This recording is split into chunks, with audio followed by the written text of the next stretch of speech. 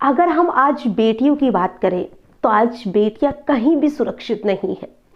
अगर किसी के भी बच्ची हो जाती है, उसको पढ़ने लिखने के लिए बाहर भेजा जाता है या उसे खेत पे काम करना हो या फिर किसी भी काम से हम उसे बाहर भेजते हैं तो भी बहुत डर सताता है, क्योंकि आजकल वक्त इतना ज़्यादा बुरा हो चुका है कि लोग बच्चियों पर ऐसे कूदते हैं जैसे तो वो भेड़िया हो और उसे शिकार की तलाश हो।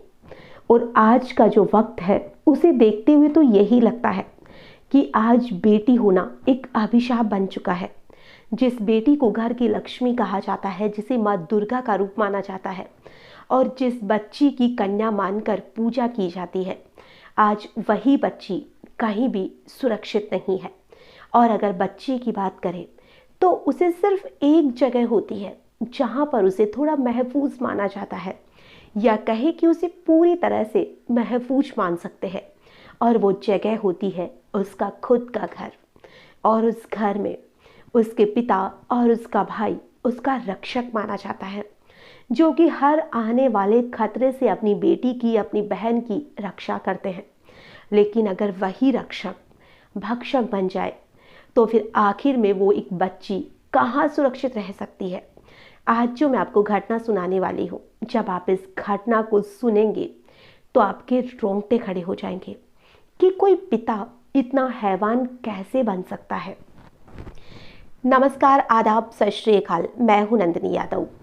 आज जो मैं आपको घटना सुनाने वाली हूँ, ये घटना है उत्तर प्रदेश के अमरोहा की, जहाँ पर एक परिवार रहा करता था। उस परिवार में उसके पिता थे, उसकी माता थी, दो भाई थे, दो भाभियाँ थी और उनके बच्चे थे, और साथ ही दो बहनें थी, जिसमें छोटी बहन की उम्र 14 साल थी और बड़ी बहन की उम्र 21 साल थी। और जो उसके परिवार के दो बेटे थे वो कमाने के लिए दिल्ली में अपनी अपनी पत्नी और बच्चों के साथ रहते थे। और अब उस घर में उस लड़की के अब्बू, अम्मी और वो दोनों बहनें थी। ये एक मुस्लिम परिवार था। और इस परिवार में जो छोटी बच्ची थी जिसकी उम्र 14 साल थी, वो लड़की थोड़ा चुप चुप सी रहने लगी थी। हालांकि उसकी माँ ने उसे कई बार पूछा भी कि तुम्हें क्या हुआ है, लेकिन उसने कुछ नहीं बताया। और फिर गर्मी की छुट्टियां थी, यानी कि ये बात है जून 2023 की। तो जून के महीने में जो उसकी दोनों भाभियां, दोनों भाई अपने बच्चों के साथ गर्मियों की छुट्टियों में गांव आए हुए थे। और वहीं पर जो शबनम थी, हालांकि ये उसका काल्पनिक नाम है, जो शबनम थी वो बहुत ज़्यादा उदास थी। उसकी जो बड़ी भाभी थी उसने उसे पूछा कि गुड़िया तुम्हें क्या हुआ है, तुम इतना परेशान क्यों हो बेटा, क्या दिक्कत है। उसकी भाभियाँ भी अपनी नंदों से बहुत ज़्यादा मोहब्बत किया करती थी। उन्होंने बहुत पूछा, लेकिन शबनम ने कुछ भी नहीं बताया। फिर उन्होंने ये बात अपनी सास से कही और अपने पति से भी कही कि जो दीदी है, शबनम है, वो बहुत ज़्यादा दुखी रहती है, क्या दिक्कत है।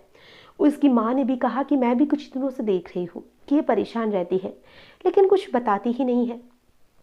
अब उन्होंने 2-4 बार पूछा, लेकिन शबनम ने कुछ नहीं बताया। फिर एक दिन शबनम के पेट में बहुत ज़्यादा दर्द हुआ। उसे डॉक्टर के पास लेकर जाया गया, और जब डॉक्टर के पास लेकर गए तो वो बच्ची 3 महीने की प्रेग्नेंट थी। अब उससे इन सारी चीज़ों के बारे में पूछा गया कि उसने किसने इस छोटी सी मासूम सी बच्ची के साथ ऐसी घिनौनी वारदात को अंजाम दिया है। लेकिन शबनम कुछ भी बताने को तैयार नहीं थी। जब उसकी माँ ने, उसकी भाभियों ने बहुत प्यार और स्नेह से उस बच्ची से पूछा तो उसने अपने पिता का नाम लिया। पिता, जो एक बेटी के लिए शायद भगवान से कम नहीं होता है। और वही पिता जिसका जब उस बच्ची ने नाम लिया तो उस परिवार में तो जैसे तूफान सा आ गया। जब उसके भाइयों ने अपने ही पिता का नाम सुना कि उसी का पिता उसी की बहन के साथ ऐसी घिनौनी हरकत करता है कि आज वो बच्ची प्रेग्नेंट हो चुकी है। अब जो उसका बड़ा भाई था वो कमरे में जाता है और अपने पिता को घसीटते हुए बाहर लेकर जाता है और अपने घर का जो आंगन था उसमें लाकर उसको बुरी तरह से पीटना शुरू कर देता है। अब उसका पिता पूछता है कि हुआ क्या है, तो उसका जो लड़की का भाई था वो कहता है कि आपको तो पूछने में भी शर्म नहीं आ रही है कि आपने किया क्या है, आपको शर्म नहीं आई अपनी ही बच्ची के साथ रेप करते हुए, उसके साथ ज़बरदस्ती करते हुए। जब उसका पिता ये बात सुनता है, जो इस चीज़ से बिल्कुल अनजान था कि उसकी बच्ची प्रेग्नेंट हो चुकी है, तो वो कहता है कि मुझसे गलती हो गई, मुझे माफ़ कर दो, ये मेरी आखिरी गलती है, आगे से ऐसा कभी नहीं होगा, बस आखिरी बार मुझे माफ़ कर दो। लेकिन उसका भाई कहता है कि आपकी जो गलती है वो तो माफ़ी के लायक ही नहीं है। उसको बहुत ज़्यादा मारा जाता है और अब जो उसका भाई था वो पुलिस को फ़ोन कर देता है। हालांकि जो उसके घर वाले थे वो कहते हैं कि परिवार का मैटर है, बच्ची की इज्जत का सवाल है, इसको यहीं दबा दो।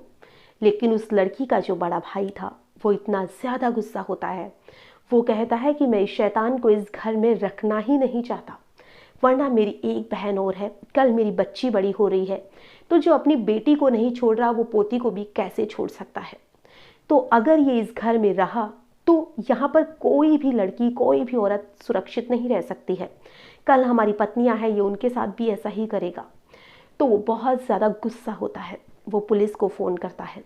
पुलिस भी मौके पर पहुंचती है और जब पुलिस सारा मामला पता करती है कि इसको क्यों पीटा जा रहा है, तो पुलिस वाले भी देखते रह जाते हैं और पुलिस वाले उसे अरेस्ट करते हैं और उसे जेल भेज दिया जाता है। और जो वो बच्ची शबनम थी उसका अबॉर्शन करवा दिया जाता है। हालांकि ये जो बात थी वो पूरी तरफ आग की तरह फैल चुकी थी, क्योंकि ऐसी बातें ऐसी होती है जो बहुत ही जल्दी फैलती भी है, और जल्दी फैले भी तो क्यों ना। मैटर ही ऐसा था, अगर कोई पिता अपनी बच्ची के साथ ऐसा करेगा तो लोग तो सोचने पर मजबूर हो जाएंगे कि आखिर बच्चियां कहाँ सुरक्षित रह सकती है फिर। और अब जो उसका पिता है उसके लिए तो कोर्ट ही तय करेगा कि उसे क्या सजा दी जाती है।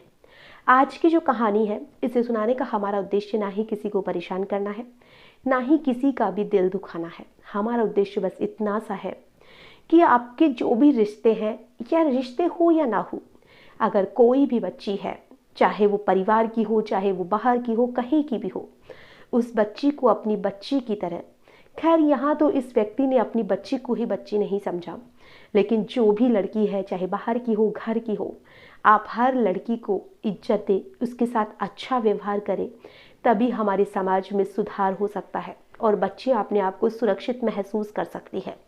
आज की जो कहानी है इसमें बस इतना ही।